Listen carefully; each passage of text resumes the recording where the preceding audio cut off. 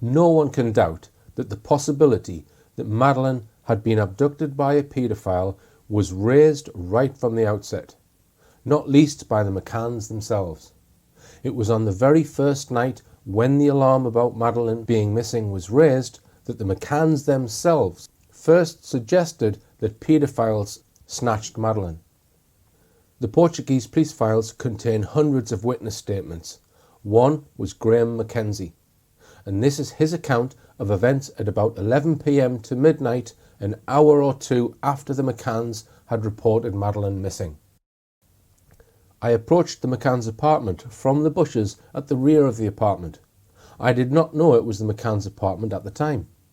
I was searching in the little gardens on the pool side of that block. I was in the end garden. I heard and saw Jerry McCann standing alone in the doorway at the rear of the apartment on the balcony/patio about 3 meters away, talking on his mobile. Dr. McCann was looking over the swimming pool and did not see me. Dr. McCann was absolutely distraught, his voice cracking with emotion, telling the person receiving the call that he feared she, Madeleine McCann, had been taken by paedophiles and that there were paedophile gangs in the area and that they had abducted Madeleine. I do not know who the person receiving the call was, but presume it was a family member or someone he was very close to due to the nature of his conversation. I was so shocked by this, having originally thought that she had just wandered off. I think we need to contemplate this statement from the perspective that Madeleine was already dead and that Jerry McCann was fully aware of this. So it was Jerry McCann himself who was apparently telling people he feared Madeleine had been taken by one or more paedophiles. He was the first off the blocks to offer up this word. The media instantly took up the theme, with many newspapers giving accounts of other snatches by paedophiles. But none of these very rare snatches by paedophiles remotely resembled the McCann's scenario. In the months that followed her claimed disappearance, the McCann team went on to make numerous references, counted in dozens, to the probability that Madeleine had been abducted by paedophiles. So-called experts on child sexual abuse and paedophilia soon appeared in the press and on TV to pronounce on their theories on the case. I want to mention two of them: the late Ray Wire, founder of the Gracewell Clinic for treating sex offenders, and Mark Williams Thomas, a former police officer, self-styled criminologist and TV pundit. You have evidence to back up stories like Teresa's, that this is really happening? Well, we have that age of child, 6, 5 and 4, giving information that ties up with Teresa. How do those children know? How do those children able to describe rituals, to talk about ceremonies, to talk about sacrificing animals? How do those children know? Nightmares, imagining it? You can't imagine those things. Less than 1 week after Madeleine was reported missing, the Daily Telegraph published an article by Wire on the case. I have worked with men who have abducted and killed children. Often their capture has failed to save the child and has not come about through good police work. The planning needed to take the child cannot be overestimated. It was clear from the beginning in Portugal that we were dealing with an abduction and the need to think offender was essential. What was his motivation? How would he initiate contact and target the child? How would he control the environment to evade discovery? Portuguese police cannot ignore the UK's experience in such cases. In the early 90s, a British paedophile group filmed the sexual abuse of Portuguese boys. At one stage, the Americans were so concerned about the role of British paedophiles in Portugal that I was approached about the targeting of schools there. International cooperation should be part of police thinking. However, there is no culture of community policing in Portugal, and they have laws that prevent the discussion of cases. This is clearly the wrong way around. The media are essential in passing coordinated and directed information to the community. In this case, speculation is rife. Confused messages are likely to be given. The parents will be feeling guilty for leaving the children, and even half an hour is a long time if a child wakes up and starts to cry immediately after one leaves the room. This could possibly lead to a woman on her own who has lost a child saying to herself wrongly that the parents did not care for this child and deciding to take the girl home. No paedophile, no conspiracy, just a lonely woman.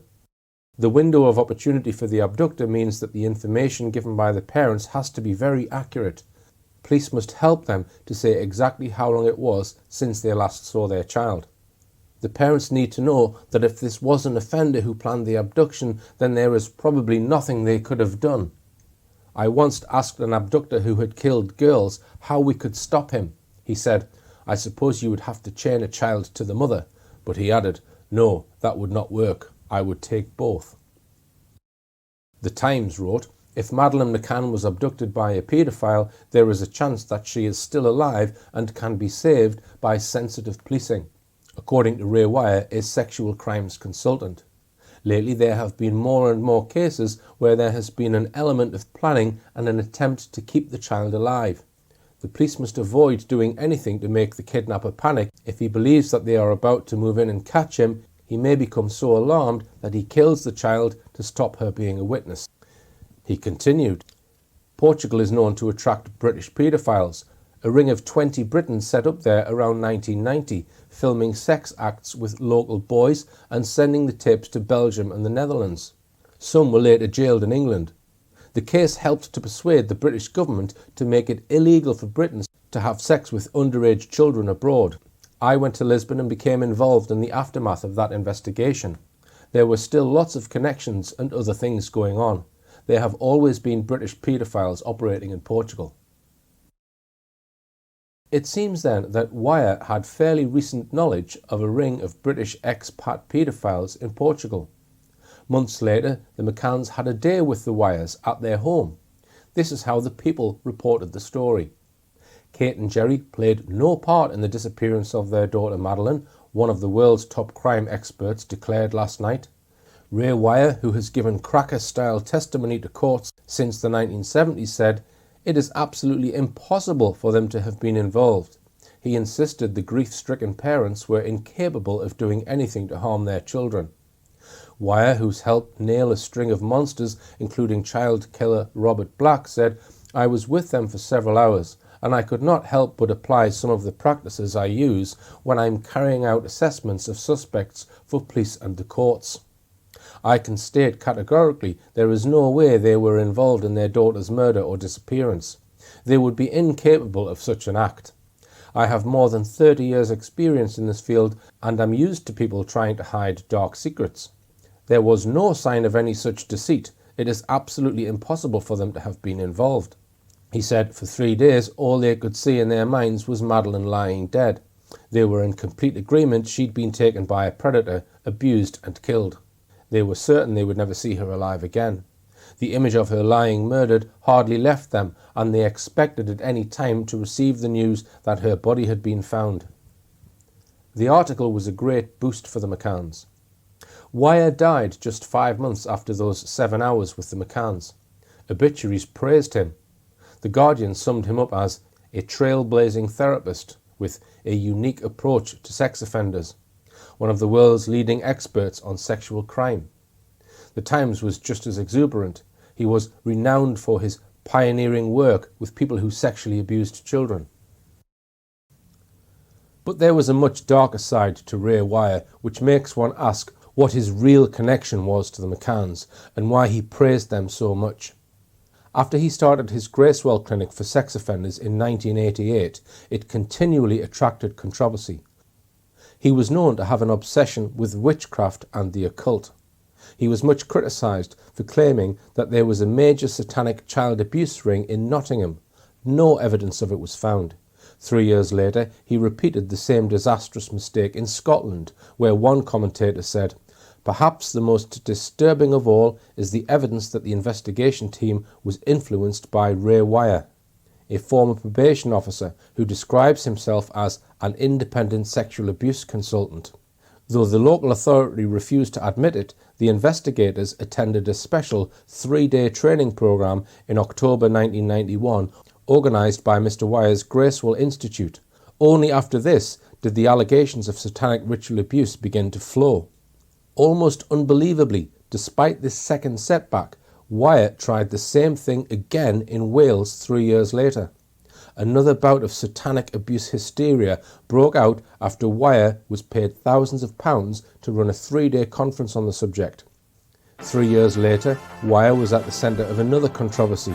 Channel 4's The Devil Amongst Us allowed 5 paedophiles to speak about their perverted desires, with one, Paul, quoted as saying, "I would love to come out and have an open relationship with a child where we did the same things as heterosexuals do with each other. Society needs to stop discriminating against paedophiles." One of Wyatt's major techniques for controlling the desires of sex offenders was what he called masturbation satiation. Offenders were required to watch pornographic films of an extreme nature as part of the therapy, while masturbating for a minimum of an hour and a half to 2 hours. Wyatt claimed that if they masturbated frequently over a long period of time, they would reach saturation level and no longer be tempted to engage in criminal sexual acts. It is a claim that has never been verified, except by Wyatt himself, who said that none of those who underwent this treatment ever reoffended. Wyatt told probation officers that such treatment should be mandatory. Wyatt was into witchcraft and the occult, and after his death, his name appeared on the Elm Guest House list.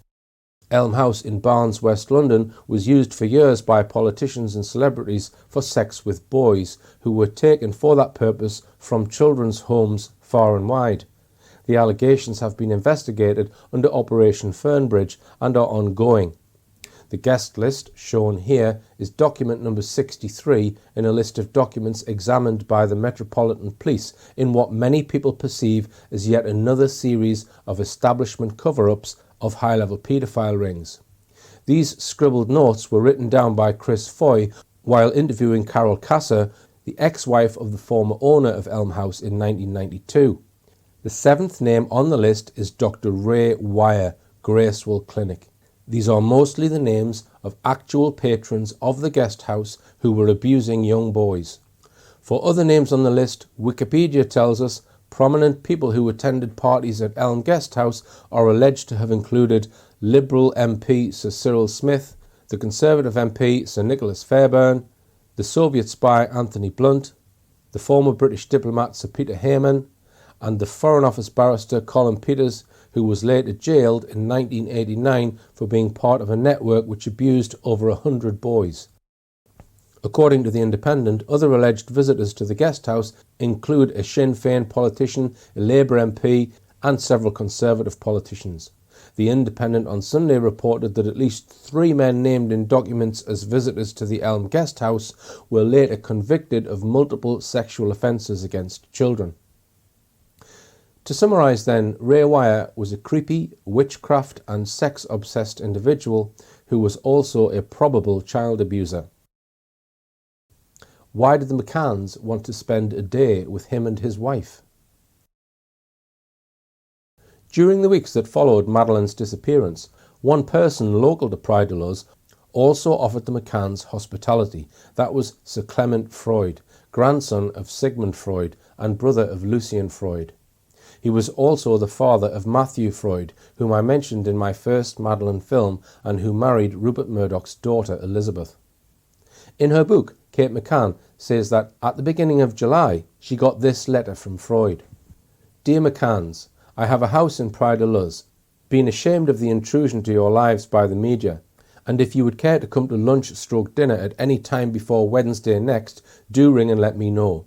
I cook decent meals. Sincerely, Clement Freud." According to Kate McCann, they accepted the invitation, taking with them the twins, Kate's cousins Sandy and Tricia Cameron, and their PR agent Justine McGuinness, who was acting more or less as an assistant to their PR spokesman Clarence Mitchell. They went at midday, and Freud's first words to Kate were, "Can I interest you in a strawberry vodka?" She gratefully accepted, and then sat down to what she called a bloody marvellous lunch. The McCanns kept in touch with Sir Clement. On the 3rd of September, the McCanns learned that they might be made formal suspects. At 10 p.m. that day, the McCanns went round to see him for comfort and support, where Kate this time was offered, quote, "a giant glass of brandy." And as we all now know, On the 14th of June 2015, we saw these banner headlines. Sir Clement Freud exposed as a paedophile. Sir Clement Freud accused of abusing 2 girls. These allegations surfaced in ITV's documentary the next day, Exposure, Abused and Betrayed, a Life Sentence.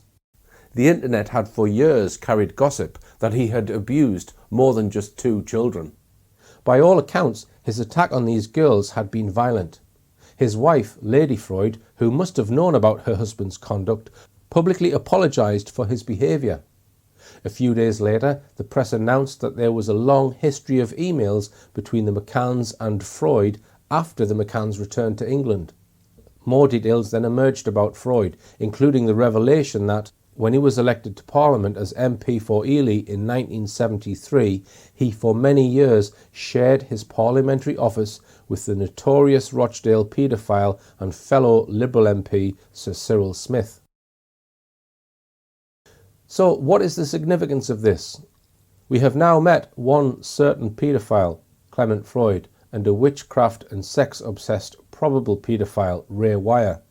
Both of these men have a connection with notorious paedophile Cyril Smith. Wire and Smith were apparently regulars at Elm House. In my first film, I exposed the huge influence of the security services in the Madeleine McCann case. I named MI5, Special Branch, other branches of the security services and government-funded security firms like Control Risks Group. There was a top-secret command group set up on the 8th of May 2007 under the chairmanship of Matt Baggett, the head of Leicestershire Police. These agencies were in direct contact with the McCanns. I ask, given Ray Wire's and Clement Freud's connection with Cyril Smith and possibly other paedophiles, how likely was it that government security services were fully aware of and monitoring all of them? I suggest it would be a certainty. In fact, these paedophiles must have been assets of the security services. The fact that the McCanns were not warned about these paedophiles adds weight to the assertion that they were assets of the security services and not merely being monitored by them. There has been an extremely close connection for 10 years now between the McCanns and the former head of the Child Exploitation and Online Protection Unit, CEOP, Jim Gamble. He has spoken regularly on the McCanns' behalf. This was despite the obvious fact that the McCanns had publicly confessed in 2 national newspapers on the 5th of August 2007 to having left 3 young children, all under the age of 4, in a vulnerable situation on their own for significant periods of time, 6 nights in a row, and on their own evidence clearly failed to protect them. Of course, watchers of my films know different by now, but Gamble says he believes the McCanns and must also believe that they left their children alone for long enough to be abducted. Many questioned why an organisation with the words child protection in its title should feature the McCanns. Gamble, from Northern Ireland, got his first job in the Royal Ulster Constabulary, after which his rise was meteoric. An intelligence officer during the Kincora Boys' Home child abuse scandal, he rapidly became the head of the RUC's anti-intelligence unit. After that, he became head of Special Branch for the Belfast region. At the end of my first Madeleine film, I noted how the Kincora Boys' Home was used by MI5, who were supplying boys to prominent politicians, then filming the disgusting abuse on hidden cameras which they had installed. The films were then used to blackmail the politicians. What Gamble's role was at the time is not known. An article on Jim Gamble titled, "Was Jim Gamble a corrupt police officer in Northern Ireland and did he authorise or cover up murders?" A look at the findings of Operation Ballast by Baroness Nuala O'Lone on the Northern Ireland Security Services deals specifically with the series of murders in the 1990s. It was devastating. Senior Special Branch officers murdered people, covered up murders, and were thoroughly corrupt. The corruption and abuse was widespread, of epidemic proportions. Gamble had a senior position at this time, but fortunately for him and the others, they were never actually named in the report. So perhaps we will never know how deep his role was in these murky matters. From Northern Ireland, he became Deputy Chief Constable of the National Crime Squad, which later morphed into the serious organised crime agency SOCA. There he was given special responsibility for dealing with the problem of child sexual abuse, and in 1999 was asked to head up the controversial Operation O. This operation was inspired by information received from the United States. The authorities there had gained access to the database of Landslide, a place where people could access child sexual images by paying a fee by credit card. Wikipedia claims there were 3,744 arrests and 1,451 convictions, but also noted that the validity of the police procedures was later questioned as errors in the investigation resulted in large numbers of false arrests. There were at least 33 suicides resulting from Operation O. We've had as many people kill themselves as we have identified those that abuse children. When you go through the door and show people that you're executing a warrant under the Protection of Children Act 1978, you have just blown the biggest hole in somebody's life that could possibly ever happen. Until now, they thought that they were safe in their environment, downloading child abuse images on a computer. They thought that it was acceptable for them to download indecent images on their computer. And you've suddenly gone in and told them, actually, it's not, you're a paedophile. We ruin their lives. Criticism of it centred around whether or not the owners of credit cards in Landslide's database actually accessed any sites containing child porn, unlike the US, where investigators had to determine in advance whether or not credit card subscribers had actually purchased child porn. Investigative journalist Duncan Campbell exposed these flaws in a series of articles in 2005 and 2007. There were many reports that the list of those investigated by Operation O included senior politicians, judges, celebrities and other VIPs, but none of these were prosecuted apart from Pete Townsend of The Who. And on the back of what was hailed as a success, the Blair government in 2006 appointed Jim Gamble the head of a brand new task force, the Child Exploitation and Online Protection Service, or CEOP. Jim Gamble was right on Madeleine's case from day one. Within days, he interfered with the Portuguese police investigation by making a public appeal for people who had been in Praia de Luz around the time of the McCann's holiday to send him, and not the Portuguese police, their holiday photographs. He issued an email address which ensured that any images came direct to him. At this time, Leicestershire police were also involved in supposedly assisting the Portuguese police. So for what reason was CEOP, 2,000 miles away in London, involved in collecting these holiday photographs?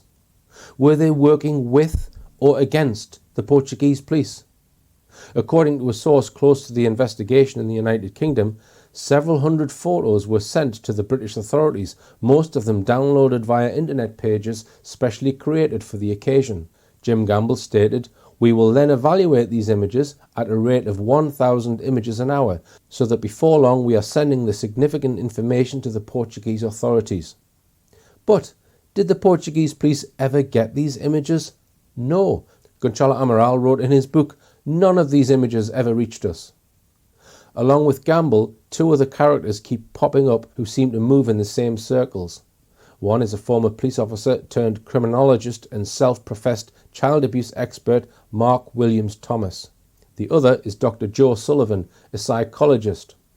Soon after Madeleine was reported missing, the press reported, "Highly respected forensic psychologist Dr. Joe Sullivan arrived in Praia de Luz within days of Madeleine's disappearance as part of a so-called cracker team with Detective Chief Superintendent Graham Hill. He returned to the UK on the 9th of May 2007. He wasn't there for long then, but he had been specifically selected to go to Praia de Luz by the Foreign and Commonwealth Office and was one of Gamble's trusted aides, having worked alongside him at CEOP. I also mentioned Mark Williams Thomas. He was also quick off the mark to get to Praia de Luz. He was already making several strong and detailed criticisms of the Portuguese investigation, even though he can have known little about what was really going on in the PJ offices in Portimao. Gamble, from 2007 onwards, heavily featured Madeleine on the CEOP website and in various CEOP publications, regularly using photos of Madeleine and the McCanns. Mark Williams-Thomas continued to appear regularly on Sky News, pontificating about paedophiles and speculating about what might have happened to Madeleine. On the 15th of September 2007, the Gazeta Digital website published an article by Duarte Levy and Paulo Reis about Mark Williams-Thomas and his views on the Madeleine McCann case. After hearing him on Sky News, they wrote, "Mark Williams-Thomas urged Portuguese police to ditch the case against the McCanns, a case that he classified as ludicrous, and follow another lead that he thinks could take the PJ to the real kidnapper."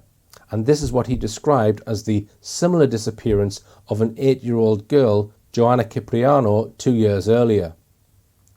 This comment, which went unchallenged, was almost unbelievable. The truth of the matter is that Joanna Cipriano's mother, Leonor Cipriano, and her brother brutally murdered the little girl after she discovered them committing incest. Both later made full confessions, the one by her brother being detailed, graphic, and gruesome in the extreme.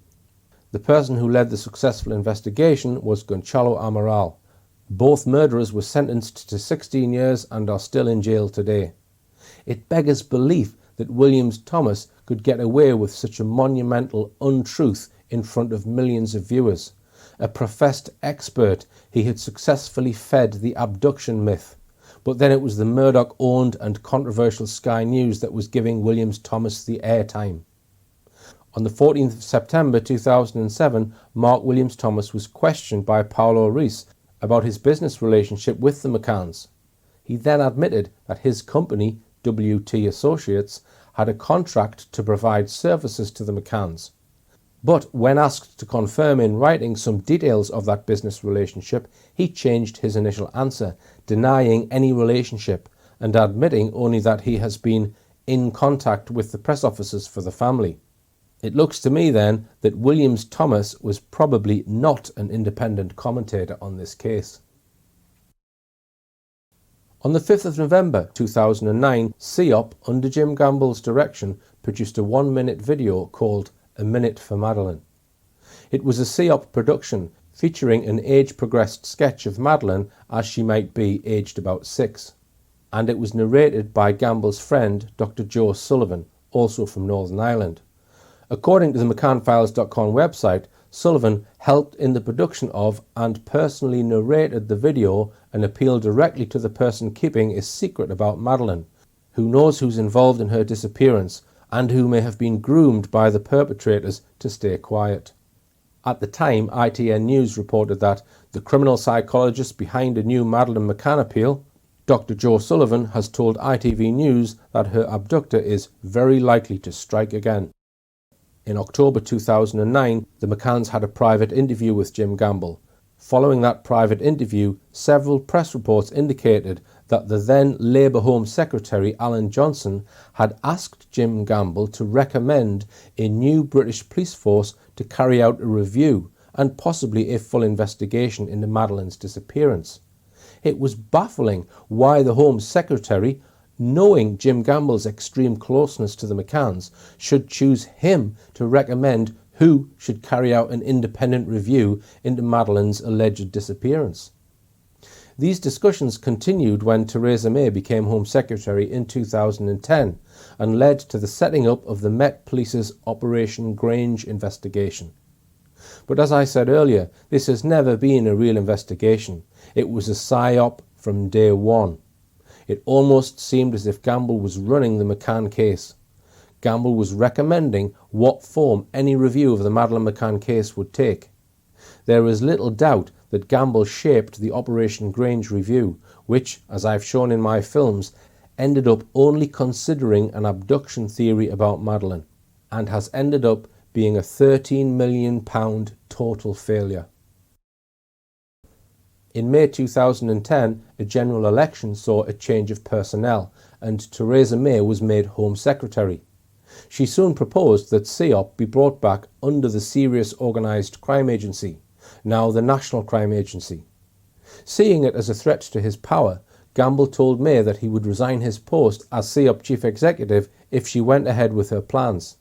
This prompted the McCanns, supported by some of the media, to loudly praise and thank Gamble for his excellent work and condemn the Home Secretary for effectively scrapping CEOP as a separate organisation. A huge loss to child protection, they cried. Once again, this suggested a very close tie between the McCanns and Jim Gamble. Also, why were the McCanns so thankful to Gamble? After all, he hadn't found Madeleine. I believe they were thanking him for protecting them from prosecution. But Theresa May did go ahead with her plans and swiftly accepted Gamble's resignation. Since then, he has formed a very profitable business, Inique, which sells expensive courses on child protection to social services and child protection staff. But despite his new career, Gamble continues to tweet about the Madeleine McCann case on Twitter, aggressively challenging anyone on Twitter who questions the abduction myth.